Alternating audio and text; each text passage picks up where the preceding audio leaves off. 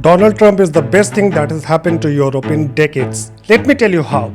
After World War II, America made a promise to Europe. Protection in return for free trade. Security for mutual prosperity. It was a win-win for all. Until Donald Trump shattered the lull.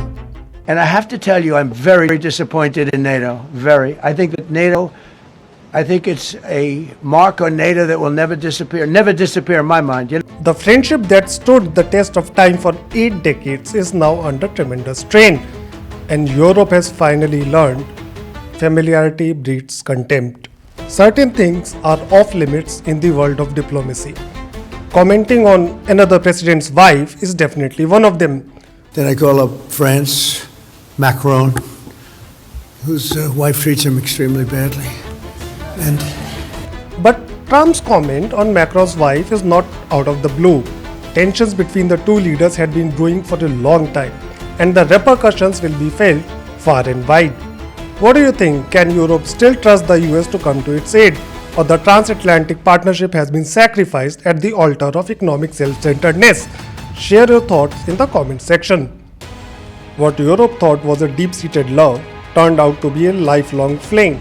And to understand the future of Europe's relationship with the US, we need to focus on the economics and strategic elements of this partnership. As the old imperial empires crumbled after the World War II, the US moved to fill in the vacuum. And America's nuclear umbrella allowed European nations to focus on their economies.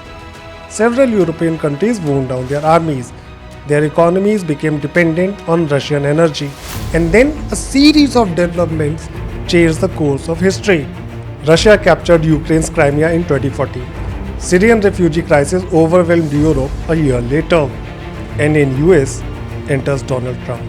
Then comes the Brexit. Biden beats Trump in 2020, but his presidency was overshadowed by COVID crisis and inflation. In Russia, Putin senses another opportunity, and this time he decides Ukraine should bend to his will. Months later, Italy gets a right-wing government. And across the Atlantic, Trump returned for the second time with an intent to monetize friendships. Imagine it like this. Decades earlier, the US told Europe, sell your car, dude. Let's carpool. Our destination is the same. Now the same brotherly friend demands not just rent, but seeks profit. The car journey is no longer a symbol of friendship. It's now a service that charges a premium like a luxury car ride by Uber. This is not just the story of NATO. This is Europe versus America.